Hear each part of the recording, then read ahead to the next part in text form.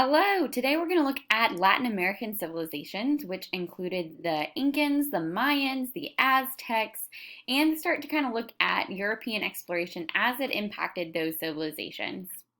The first civilization we're going to look at is the Mayans. They are located on a peninsula off of Mexico.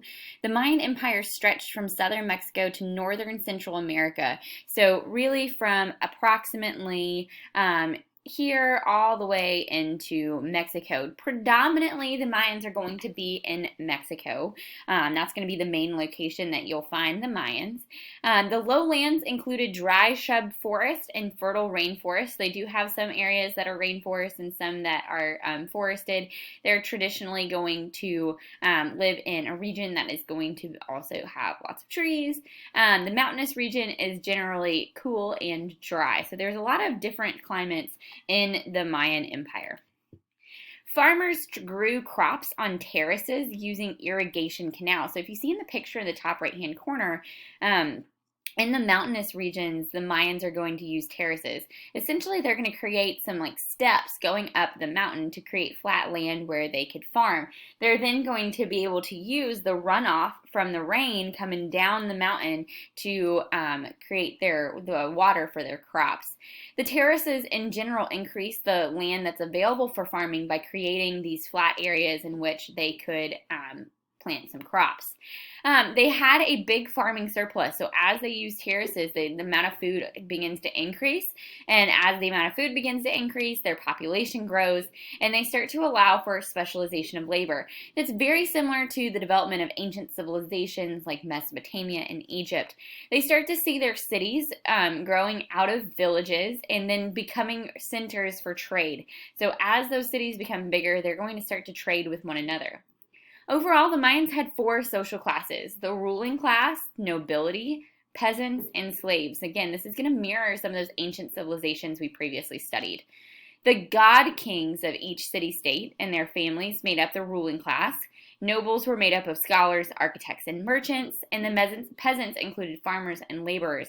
In order to have slaves, they did keep prisoners of war, so oftentimes the Mayans would go against other neighboring villages, but they also used criminals as their slaves as punishment for their crimes.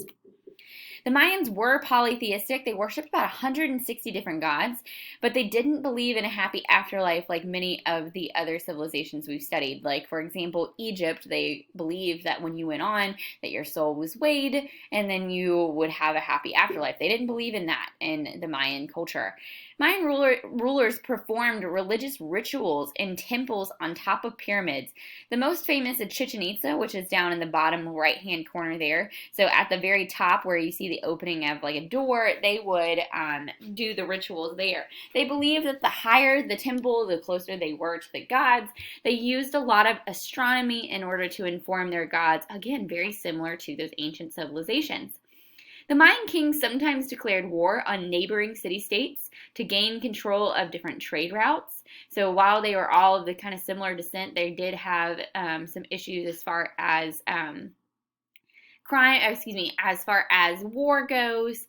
You can kind of consider this similar to the Middle Ages Europe at this time period, trying to up their power and their influence. The Mayan writing system, they used hieroglyphics very similar to the Egyptians, and they did record a lot of their history and their customs, which is how we know so much about them today. The Aztecs were also located in Mexico, but higher up on the Central American continent. The Aztecs built an empire in the Valley of Mexico in central Mexico. The Valley of Mexico is a mountain basin, so they did have a lot more mountainous terrain than the Mayans did. It was about 7,500 feet above sea level and includes a lot of lakes. So the lakes are going to be a big influence on the Aztec civilization. We'll talk a little bit more about them here in just a moment. The Valley of Mexico was very fertile, and that began with a rainy season that began in May and ended in September. Aztec society, also similarly to the Mayans, had social classes. At the very top was their emperor, then their government officials, large landowners, military commanders, and priests. So pretty much the upper class was going to be their government officials and people related to that. In the middle, you have merchants and artisans, people who had kind of specialized trades. And then the lowest class is farmers, fishers, and soldiers. Aztecs live in family groups with traditional gender roles. Men farm, women care for the home and for the children, and boys were instructed in religious knowledge and also taught how to fight. The Aztec civilization really emphasized war and soldiers, kind of similarly to the Spartan society. The Aztecs also used hieroglyphics. You can see kind of their pictures up in the top right-hand corner there. That is a piece of literature from the Aztecs kind of describing one of their religious rituals. They used pictures and symbols to represent the words and their ideas. They did organize their hieroglyphics into codices. So they did create kind of this way of storing and recording their records by creating the codices, which is what you see in the top right-hand corner there.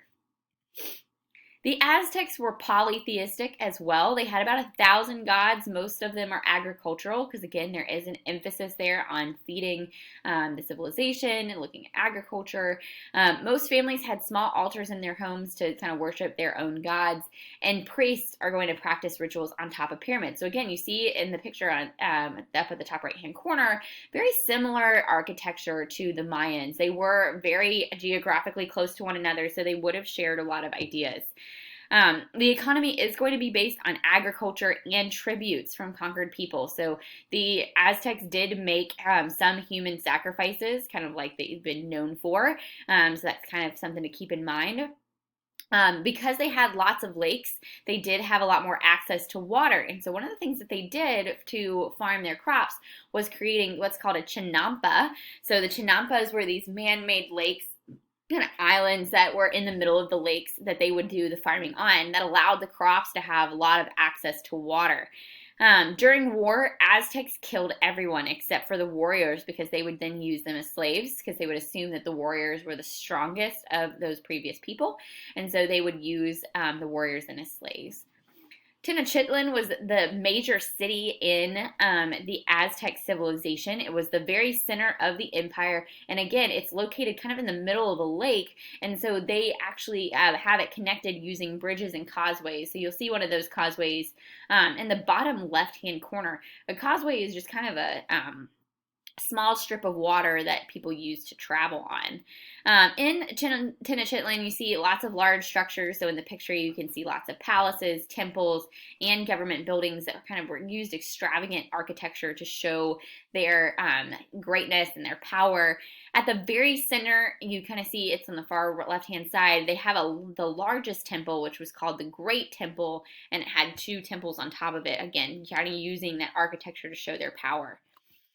The Incans are the last civilization we're going to talk about. They are located in South America along the Andes Mountains, which is what is in modern-day Peru.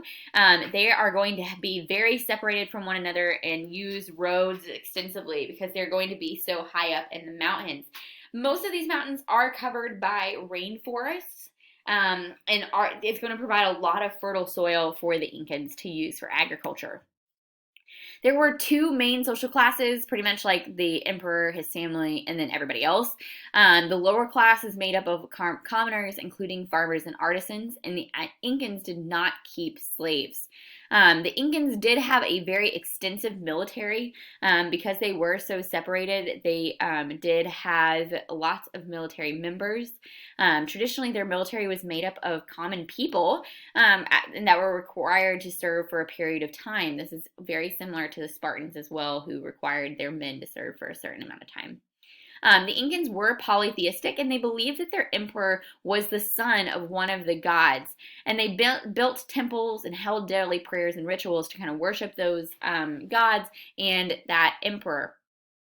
The Incans did not have a traditional writing system like hieroglyphics or anything like that, but instead they used oral tradition, so passing stories down from generation to generation. They did use what's called a quipu, which is in the top right-hand corner, which was a knotted string device used for tracking numerical data. This could be something like agriculture or the number of goats that they had. And so they did use quipus for numerical data, but they did not have a traditional writing system.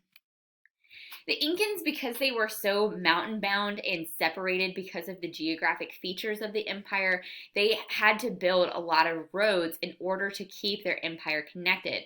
They built way more roads than the Romans, almost 14,000 miles worth of roads to connect their different city-states. They had messengers called shaqui who carried these messages along the roads from city-state to city-state.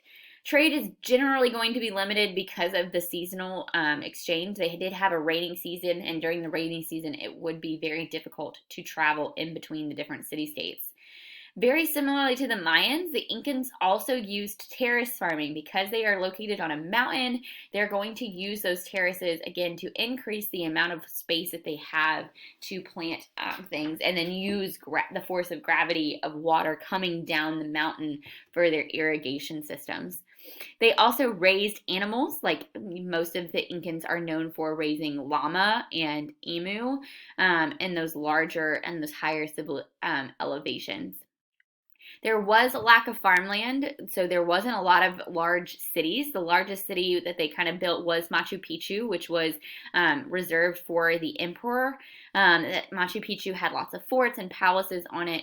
You can see in the picture it is rather developed, but it primarily was used by the emperor. A lot of the Incan buildings used gold, which is kind of where the idea of the South Americans had lots of gold, because when the Europeans came, they saw all these temples decorated with that, and they wanted it. The Incans were really great craftsmen. They did have a lot of trade in gold and used a lot of it to make jewelry, and they also used alpacas to create cloth and wool designs that were really intricate. So, as the Europeans began to expand after the Renaissance, we start to see some of those technologies allowing the Europeans to leave Europe and kind of go to explore other places. So, again, we have the astrolabe, the lateen sail, the compass, and maps that were spread after the Crusades that kind of came from the Muslims and also the Chinese, and now they're able to expand. We also see the economies of Europe expanding after the Renaissance as a result of banking and credit. And so people really want to start to explore, they want to increase their trade, and they want to look for natural resources that will make them rich. And so they start to explore and move across the ocean. When they got to South America, they realized that there were a lot of natural resources there that were going to be very helpful to him, especially gold. The Catholic Church also wanted to spread Christianity. So after the Renaissance, the Protestant Reformation occurs, and you see a big exodus of people from the Catholic Church to the Protestant Church, and so they're seeking to expand their membership base. There's also a lot of economic competition between these European states to try to become the most powerful and wealthiest nation. The more land you controlled, the more powerful you were, the more gold you had, the more wealthier you were. Again, we talked about these advances in technology, the astrolabe, the compass. Those traditionally allowed for Europeans to move across the ocean, telling the general direction and expand their empire. The last thing I really want to talk about is some of the specific explorers. So Spain was really the first European nation to cross the Atlantic along with Portugal. So Spain was really eager to try to find new routes to the east. So they were trying to find ways to get to India, get to China. And King Ferdinand and Queen Isabella were the first to agree to pay for the voyage of Christopher Columbus. So Christopher Columbus decided that he wanted to sail west instead of east to try to get to India, because they didn't know that the Americas even existed. He did reach the island of Hispaniola, which is kind of modern day Cuba, and he called the people there Indians because he really believed that he had made it to India. He returned with a lot of exotic items like gold, parrots, jewels, things of that nature, and so they wanted to continue their expansion. An Englishman named John Cabot also explored the Americas, but he landed in Canada, and he brought back a lot of furs like beaver and bear and things of that nature, which would eventually lead to the establishment of the American colonies.